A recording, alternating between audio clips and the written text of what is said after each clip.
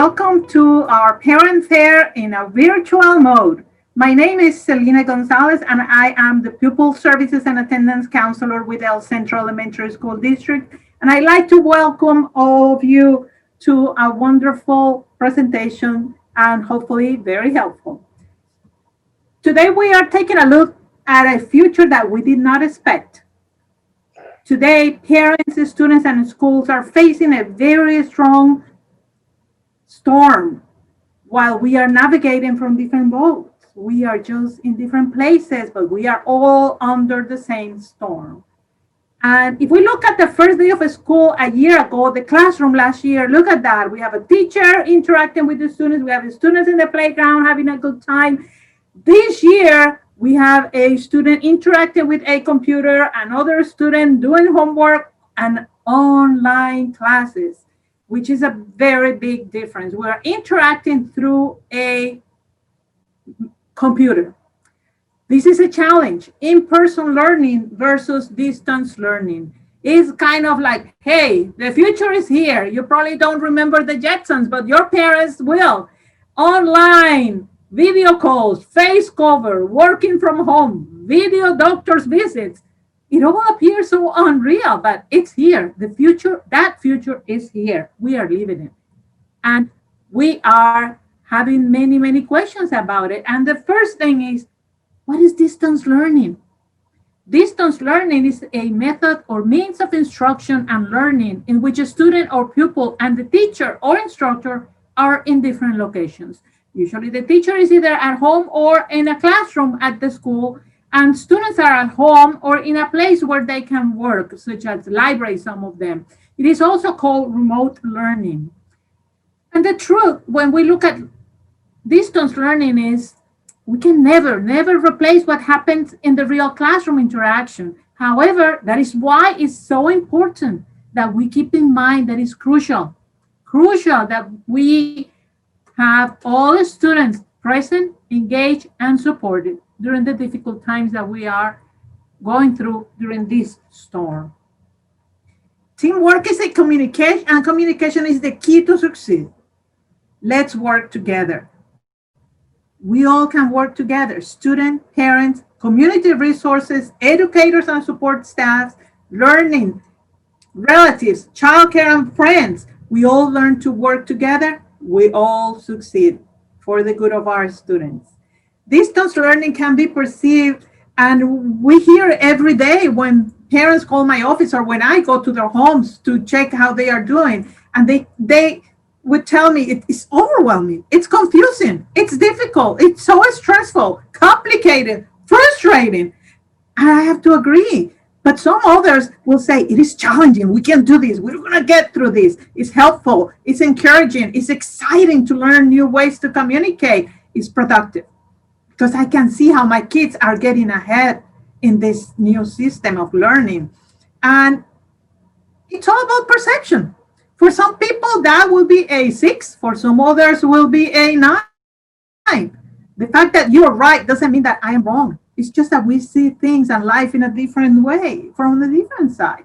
When you place yourself in my position and I place myself in your position, we see things in a different way. And El Centro Elementary School District is here to support you, to support your kids, to support our students, to support our children. Comparing two approaches to distance learning or remote learning, we have 2 modes. Face-to-face in real time, which is called Zoom meeting. Before distance learning, Zoom was what we did when we wanted to take a close-up picture of our kids, or when our kids wanted to take one and we kept saying, don't zoom too close because I don't want my nose to look that big. And we have students participating in school in Zoom meetings directly. Direct activities at a specific time, date, and time is required that every student be online for a scheduled class. The other mode is anytime, anywhere, flexible time. Student participates in school activities at any time.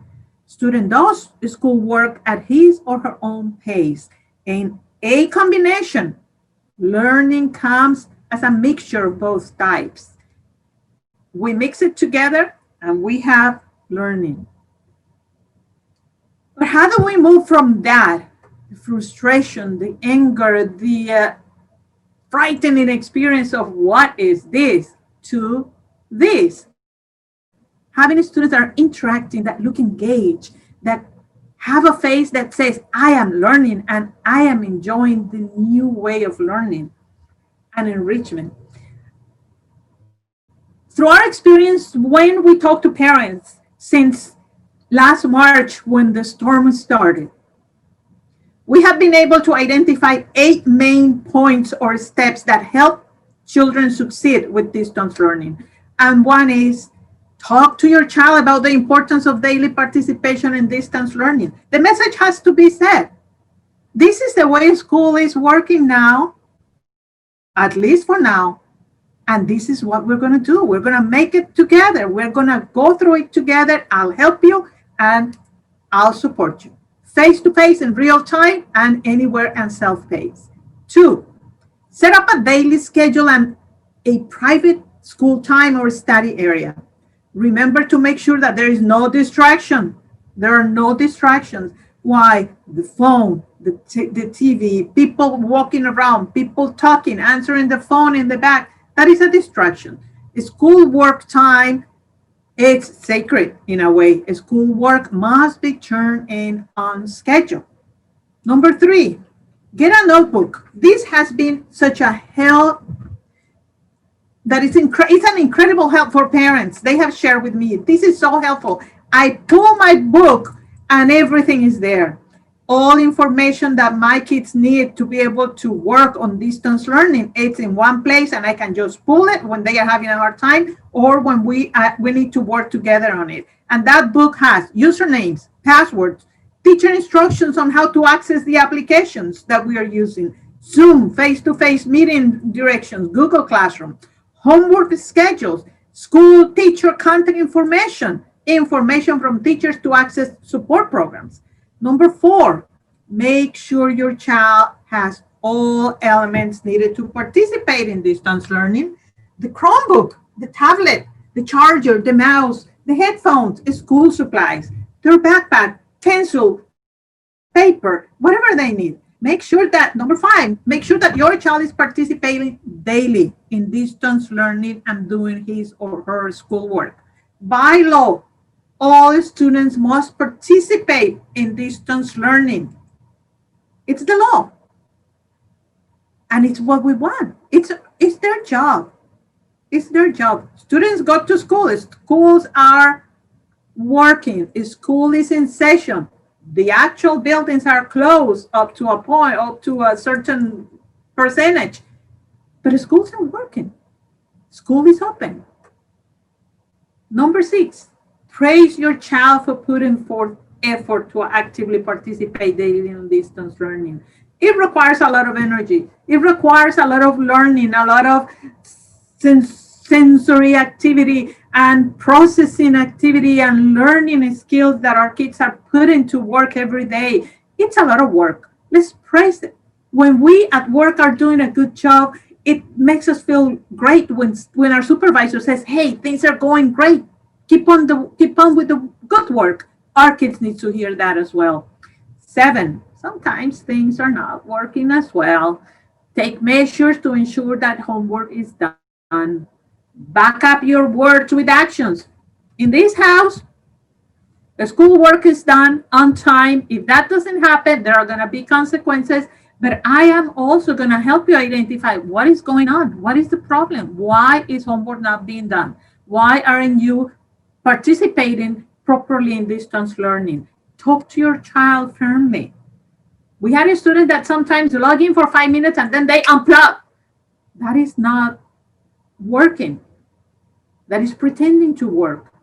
And our students sometimes are embarrassed to be seen on the screen.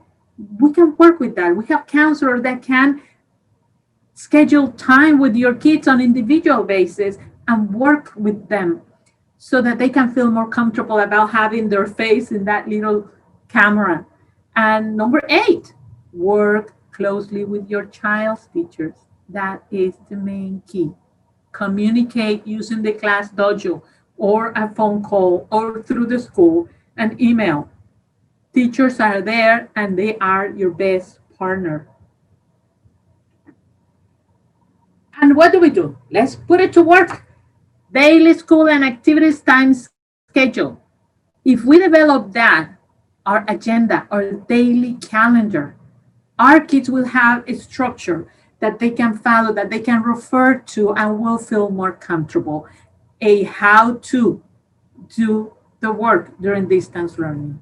Include homework assignments, chores, and extracurricular activities in that calendar. Why? Because our kids are at home and they have a life. And the life of a child, a student, has to have a balance. It's a pyramid in which we have relationships and we have support system from our family and we have chores and we have friends and we have free time and we have that structure that as a family supports education and leads your child and guides your child to succeed. But before we do that, what we have found very helpful is the following: planning before developing a daily schedule and activities time schedule. Number one, identify at what time students need to meet with teacher through Zoom or Google Classroom.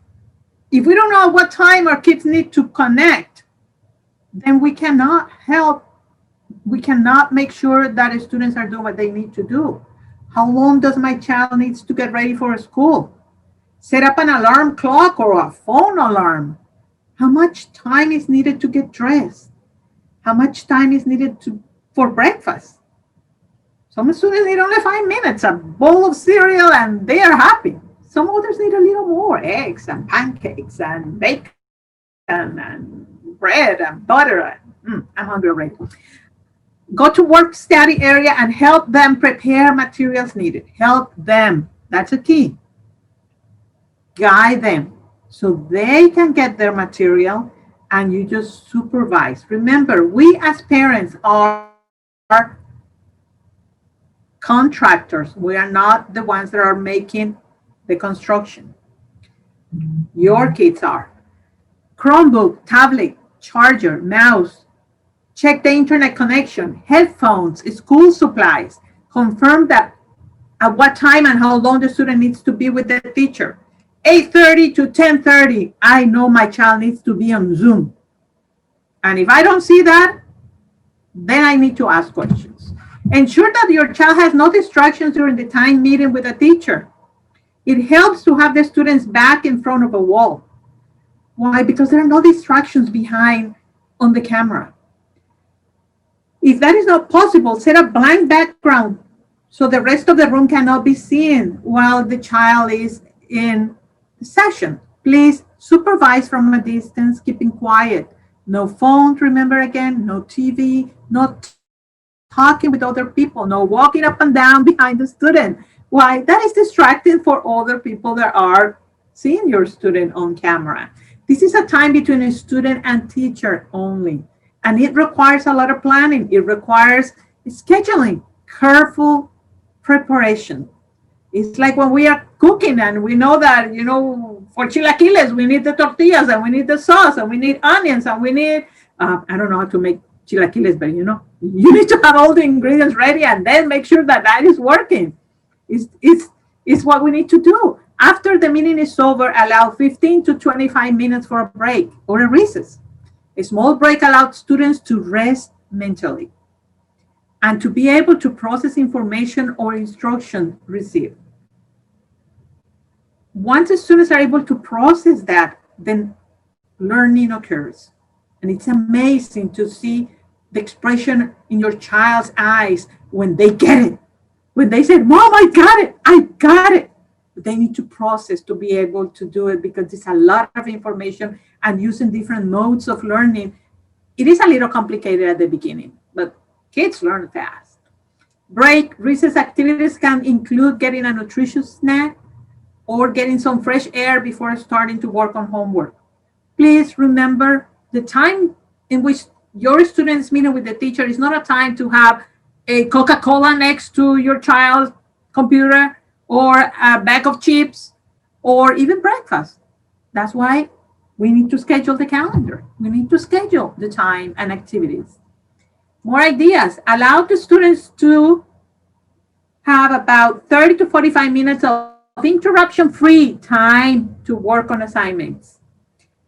Give another 15 to 20 minutes break recess, schedule time for lunch, and resting time, 1 to 1.5 hours. Continue with any pending homework, 30 to 45. Interruption free. Check with your child if they have submitted the homework as assigned. Communicate with teacher via class dojo if necessary for question of concerns. And after setting up a sample daily schedule, discuss it with your child and the rest of the family. Write it in the notebook and have your child make a copy to post on the refrigerator where it's visible for everybody. We post and a reminder for our grocery shopping, a reminder for our doctor's appointments. This is as important as a doctor's appointment or as the grocery shopping list. Sharing the schedule with the whole family, including grandparents and childcare providers or caregivers, ensures collaboration in helping students comply with their responsibilities. We are helping them develop those skills to become productive and responsible citizens. But more than anything, remember to schedule time for chores, extracurricular activities, and family time. This is a sample, just a wild sample. 6 to 7, get up and get ready for a fun day, breakfast time, help clean up, wash the dishes if it's your turn, gather school supplies and go to school area or study area, set up the Chromebook or tablet and make sure it's charged or connected to the charger. Get the headphones, get school supplies, and get ready for school time. Remind everybody that your time for school is about to start and to follow the quiet time rules. School is in session, Zoom class, Google Classroom, and the time is variable. We know that. Depends on the teacher and when the student gets the schedule. This is only a sample.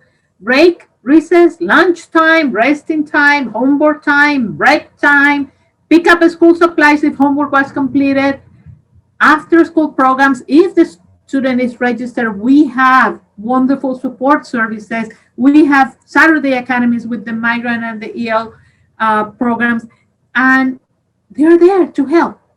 If your child is registered, make sure they participate. Extend the time if your children are participating in a sport or any other extracurricular activities in the community, church, baseball practice, soccer practice, different things that your children are involved in. Playtime, free time, chores, family responsibilities, putting away toys, putting away, making up their bed, getting their clothes ready, dinner and family time. And take the time to ask your kids about their day's activities and share some of yours at work. Finish any pending homework and report to parents about finishing school and sending to the teacher. That is for older students. They know what to do. We just need to kind of do a little spot check. Hey, have you done this? Finish, make sure finish and make sure that the Chromebook, tablet, phone are charging, not in the student's room. We had so many students share with us confidentially, so I cannot give names. Oh, I got to bed around 1:30 or 2, and what are you doing? Oh, playing on my phone or talking to my friends on Facebook. How are you expecting after only 3 or 4 hours of sleep to have a child who is awake and attentive and ready to learn? Students are falling asleep. Some teachers are saying why? Because their sleep time is all out of whack. So what can we do as parents? Help them to identify what they can do to be able to take enough rest. Time to go to sleep 8 to 10 hours. It's a good time for kids growing up. And for older kids, remember, no phone and no computer in the room. Problems. These are some of the problems that we have parents sharing with us. When you and your student encounter a problem with either the Chromebook, tablet, or internet provided by the school, first thing you need to do is, 1, make sure the device is charged. 2, check that the correct username and password was entered. 3, check if you have internet connected. If problems continue, contact the teacher to let them know why your student is not logging in the class or why hasn't the student completed the homework assignment. And after that, contact the school or technology support, and you have the numbers there: 760-335-5150. Email support@ecesd.org. You can have access to that information through our ECESD website as well. If a student is going to be absent, very, very important, let the teacher know why a student is not going to be participating in class. Call the school and let the secretary know the reason why your student is going to miss class. For example, student has a dentist appointment or doctor's appointment, student is sick. If your child misses school more than one day, you need to call every day. Every call counts only for one day. If the student could not connect during the scheduled class due to problems with internet connection, immediately call the school and let the secretary know why the student missed the class. Make sure your child makes up the work within the time allowed and forward to the teacher. Students have a number of hours in which they can make up the work on that at their own pace, but it has to be done within a period of time. Keep that in mind. And finally, remember, we have many resources to help you and your children succeed with distance learning. Together as a team, we can reach success. The PACE Center, the Parent and Community Center, is here for you, your school district, your child's school, your counselors, your teachers, your principals, your support staff, your community is here. We are all together navigating in our little boats. And what is the key again? Teamwork. And let's see how teamwork works. And there we go. That's a little sample.